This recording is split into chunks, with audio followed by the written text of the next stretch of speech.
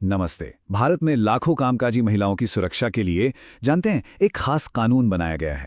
आज हम इसी कानून को समझने वाले हैं। 2013 का पॉश एक्ट।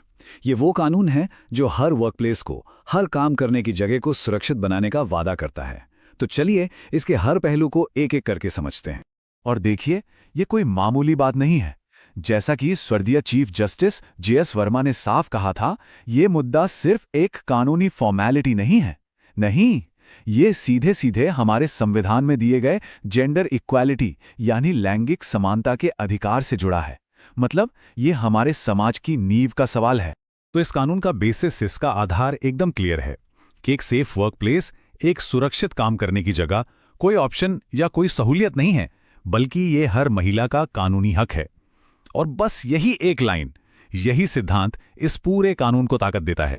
तो सवाल ये उठता है कि ये इतना जरूरी कानून आखिर बना कैसे? ये अचानक से तो नहीं आ गया। इसकी जड़ें ना एक बहुत लंबे और जरूरी संघर्ष में हैं। चलिए जरा उस सफर पर नजर डालते हैं जिसने इसे हकीकत बनाया। इसकी कहानी शुरू होती है 1992 में भंवरी देवी के साहसी संघर्ष से। एक ऐसा केस था जिसने पूरे देश को हिला के रख दिया था।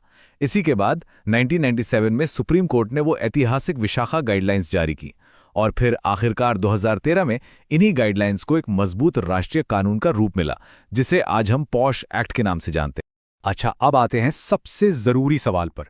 ये सेक्सुअल हैरेसमेंट या यौन उत्पीड़न आखिर है क्या? कानून इसे कैसे डिफाइन करता है? चलिए इसकी परिभाषा को जरा बारीकी से समझते हैं। कानून के तहत जो पीड़ित महिला की परिभाषा है वो बहुत वाइड रखी गई है। मतलब इसमें हर कोई शामिल है। इसका मतलब ये हुआ कि हर उम्र की, हर पद पर काम करने वाली महिला, फिर चाहे वो परमानेंट एम्प्लॉय हो, कोई इंटर्न हो या फिर कोई वॉलंटियर, सब इस कानून के दायरे में आती हैं। ठीक इसी तरह वर्कप्लेस यानी कार्यस्थल का मतलब भी सिर्फ ऑफिस की चार दीवारें नहीं है। नहीं, इसमें ऑफिस की कैब, क्लाइंट की जगह और हाँ, आज के टाइम में जो बहुत जरूरी है, वर्क फ्रॉम होम का माहौल, वो भी शामिल है। और ये कानून ऑर्गेनाइज्ड और अनऑर्गेनाइज्ड, मतलब संगठित और असंगठित, दोनों ही सेक्टर्स को कवर करता है। तो कानून जो है वो सेक्सुअल हैरेसमेंट को 5 क्लियर कैटेगरीज में बांटता है। पहला, कोई भी अनचाहा फिजिकल कांटेक्ट। दूसरा, सेक्सुअल फेवर्स की डिमांड या रिक्वेस्ट। तीसरा, सेक्स से जुड़े या सेक्सुअली कलर्ड रिमार्क्स करना। चौथा, पोर्नोग्राफी दिखाना। और पांचवा, सेक्सुअल नेचर का कोई भी दूसरा अनचाहा बर्ताव, फिर चाहे वो फिजिकल हो, वर्बल हो यानी बोलकर हो, या नॉन वर्बल इशारों में हो। यहां ना एक बहुत ही जरूरी बात समझने वाली है। कानून के लिए करने वाले के इरादे से ज्यादा उस बर्ताव का असर क्या हो रहा है वो मैटर करता है। मतलब अगर कोई बिहेवियर एक तरफा है, अपमानजनक है और सामने वाले को अनकंफर्टेबल फील करा रहा है, तो उसे अनवेलकम यानी अवांछित ही माना जाएगा, फिर चाहे करने वाले का इरादा जो भी रहा हो। अब देखिए, ये जो यौन उत्पीड़न है ये मोटे तौर पर 2 तरह का होता है। एक होता है क्विड प्रो क्वो। इसका सीधा मतलब है कुछ के बदले कुछ, जैसे नौकरी में तरक्की के बदले सेक्सुअल फेवर्स की डिमांड करना। और दूसरा होता है होस्टाइल एनवायरनमेंट बनाना, मतलब ऐसा आपत्तिजनक व्यवहार करना कि काम करने का माहौल ही अनकंफर्टेबल, डरावना या अपमानजनक बन जाए। तो ठीक है, प्रॉब्लम तो समझ आ गई, लेकिन इसका सोल्यूशन क्या है? देखिए, ये एक्ट सिर्फ प्रॉब्लम को डिफाइन नहीं करता, बल्कि ये सुरक्षा और न्याय का एक पूरा का पूरा फ्रेमवर्क, एक पूरा ढांचा तैयार करता है। ये कानून जो है वो 3 मजबूत पिलर्स पर खड़ा है। पहला है प्रोहिबिशन, यानी यौन उत्पीड़न पर साफ साफ रोक। दूसरा है प्रिवेंशन, मतलब इसे रोकने की जिम्मेदारी एम्प्लॉयर की होगी, नियोक्ता की होगी। और तीसरा है रिड्रेसल, यानी शिकायत के निपटारे के लिए एक मजबूत और फेयर सिस्टम बनाना। अब होता क्या है कि हर वो ऑर्गेनाइजेशन जहां 10 या उससे ज्यादा लोग काम करते हैं, वहां एक इंटरनल कंप्लेंट्स कमेटी, शॉर्ट में ICC, बनाना मैंडेटरी है, मतलब जरूरी है।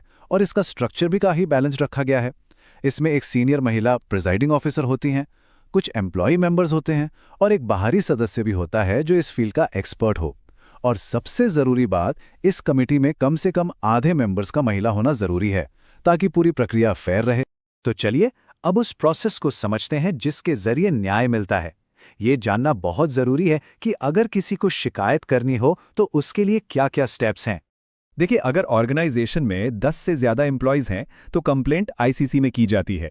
लेकिन अगर 10 से कम एम्प्लॉयज़ हैं या फिर शिकायत खुद एम्प्लॉयर के ही खिलाफ है या फिर कोई डोमेस्टिक वर्कर है, तो ऐसे मामलों के लिए जिला लेवल पर एक लोकल कंप्लेंट्स कमेटी बनी होती है, यानी LCC।